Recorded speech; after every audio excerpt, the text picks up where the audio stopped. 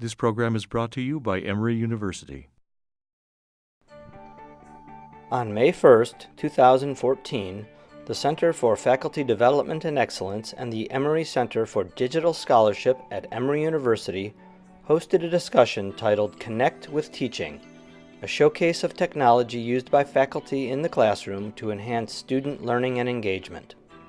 The speakers were Frank McDonald, Professor of Chemistry, Donna Troca, Associate Director of the Center for Faculty Development and Excellence and Adjunct Assistant Professor in the Institute of the Liberal Arts, Hong Li, Senior Lecturer in Chinese Grammar and Language, and Yu Li, Senior Lecturer in Chinese Grammar and Language. In this video, Professor McDonald demonstrates how his students use the collaborative and sharing technology VoiceThread to present research topics. And I'm here to present how I used VoiceThread as a medium in a science communication exercise in a graduate level course last semester. This comes from the premise that certainly in my generation as a graduate student about 25 years ago, we were generally not well trained to explain what we do as scientists in plain language. And in fact, when two or more scientists get together, it's just a question of how many seconds it takes before we start complaining about how little funding there is to go around. But frankly, this might be our fault for not having explained why it's important and people not understanding what we do. So in terms of trying to address this issue, I set up a science communication exercise in my graduate course. And this has been done in many other courses in the university and science courses. The Center for Science Education and the graduate school are supporting these types of endeavors. The one thing that was a bit more novel was using VoiceThread as a medium. VoiceThread, I had not heard of it until about a year ago, but it's a web-based digital storytelling platform. Users can upload pictures, documents, they can record a short audio commentary, and what's most exciting about VoiceThread is that other users then can log in and can comment on other people's presentations.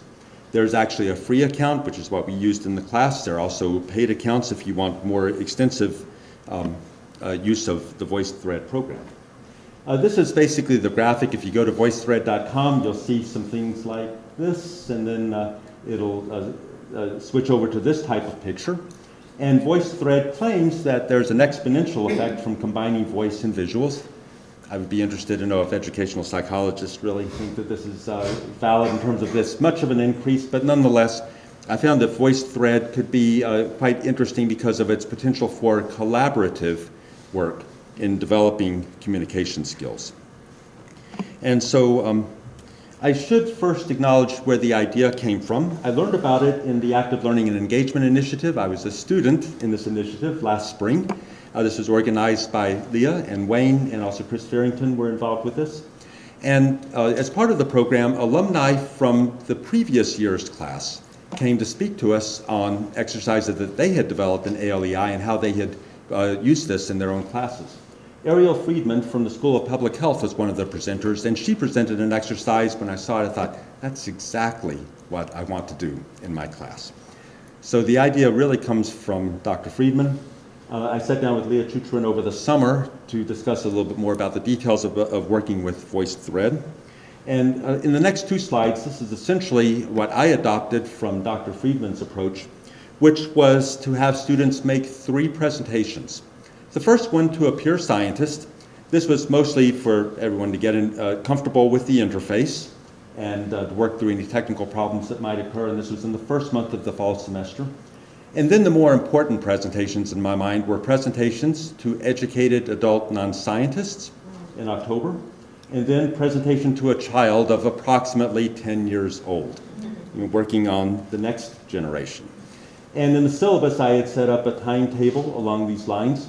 There would be a deadline for an initial posting, a period of about 2 weeks for students to make comments, and then the presenter in that time could also be making refinements and revisions, often in response to these comments. That was the plan. I would evaluate on October 1st, November 1st, and shortly after December 6th on each of these types of presentations, a longer period here, of course, for the Thanksgiving holiday break. One of the things I learned in ALEI is that with any of these exercises, it's important to give the students a carrot so that they will actually do the assignment, particularly if it's something that is done outside of the 3 hours a week that the class is meeting, which was the case. So I made this 15% of the formal course grade.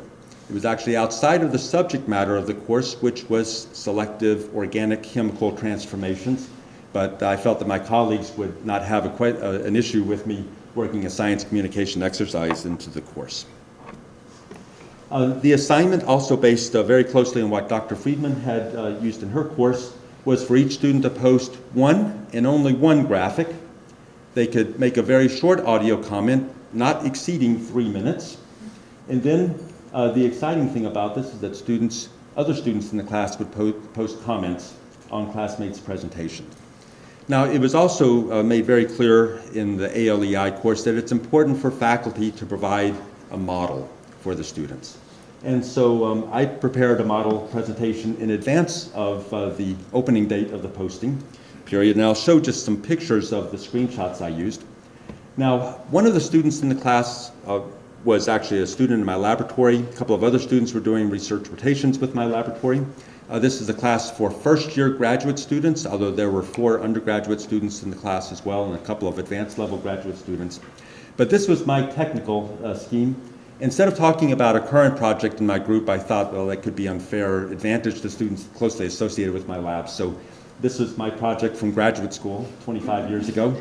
As you can see, it's highly technical. I think I see one person in the audience who probably understands what this is about.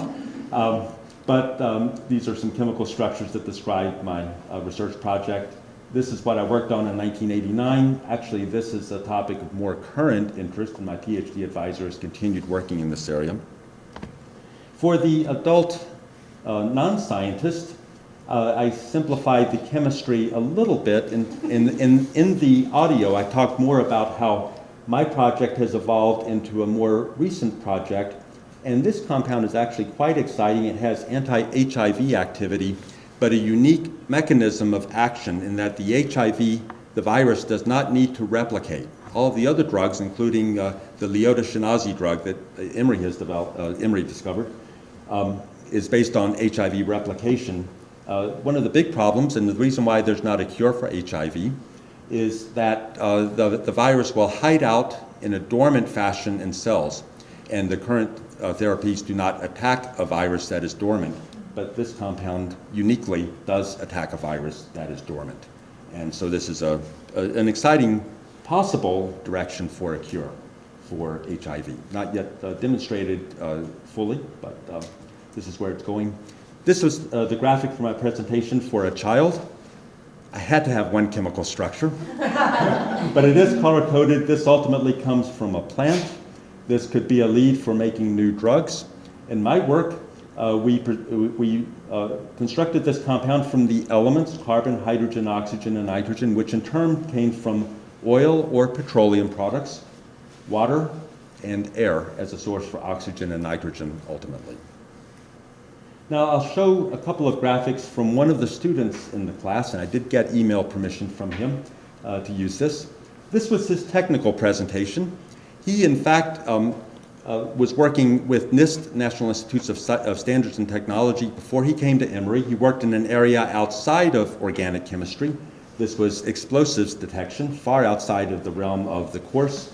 I don't even understand this equation. I'm not sure that anyone else in the class did other than the student who presented this work. But then he went on to, and let's see if this video works here. He went on to present a video for a child. When bad guys rob somebody, steal, or do something against the law, detectives will look for evidence at the crime scene so that they can bring the criminal to justice.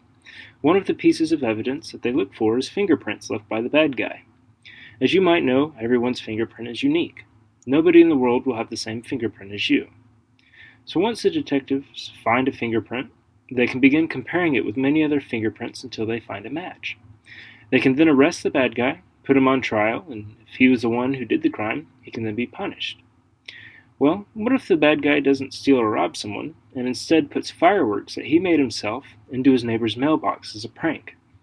When they go off, they'll probably destroy the mailbox, but they'll leave behind a little bit of material that didn't explode or burn up. I'll basically say he was talking about how how police catch criminals with fingerprints, or in the case of explosives, how they can find the trace components that are left behind from an explosive. He made a connection with microwave energy laser light, with using a microwave to heat up food in an oven, how the heating is often uneven, and talked about how they could develop various thermal signatures to analyze explosives. Let me go forward to the middle and just show what students did with comments. I'll go to about here, where the comments begin. Okay. So students could have posted an audio comment, but without exception, everyone typed in their comments, but that was fine. This was actually, I think, a particularly exciting part of the exercise, where students would make suggestions. I will tell you, actually, they got graded on this also, and I'll show you how that was graded, but I asked for students to make substantive or helpful comments. So something that simply said, nice work, I really enjoyed this. Wasn't good enough, really, for credit here. I asked them to actually make some suggestions, or to cite specifically what they really liked about the presentation. And students did participate fairly enthusiastically in this regard. Now, I'll finish up by just describing a few issues in terms of what worked well. I actually thought the exercise worked quite well. In this case, no one had to spend any money for this. We used free VoiceThread accounts. I believe you can make either 3 or 5 VoiceThreads with a free account. So every student opened up an account of their own at the beginning of the semester. I was pleased with the work that they did. Often if students don't like an assignment, they'll drag their feet, it'll be late, you all know that.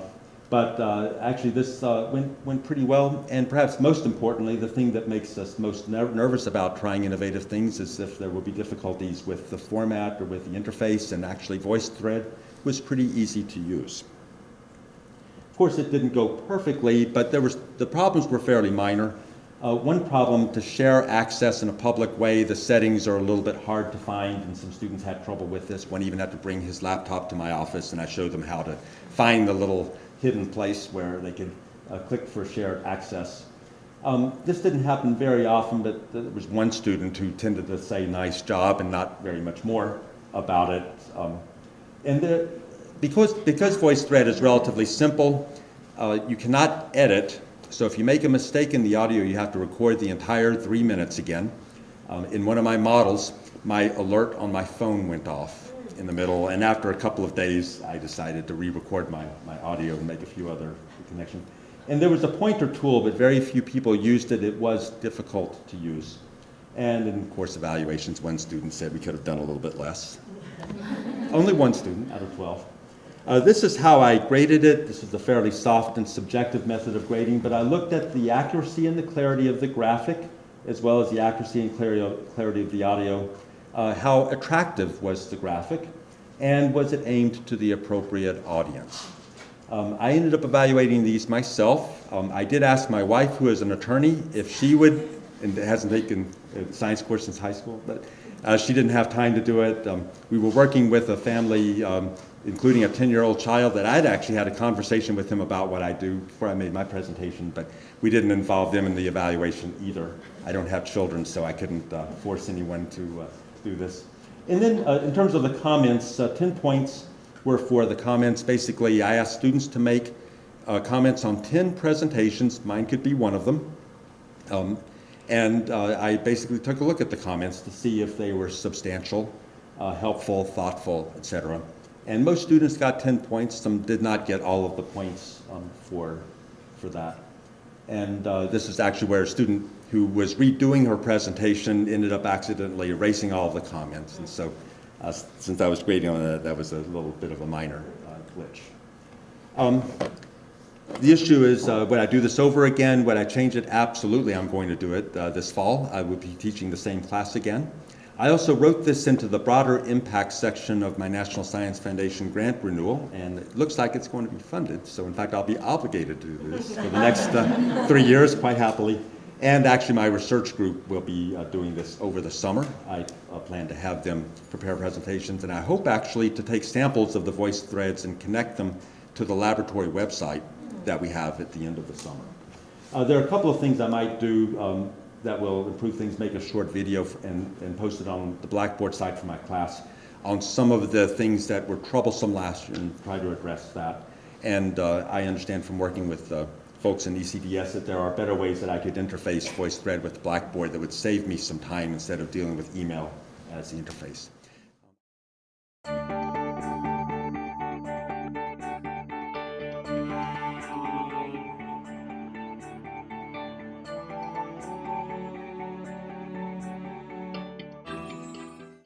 The preceding program is copyrighted by Emory University.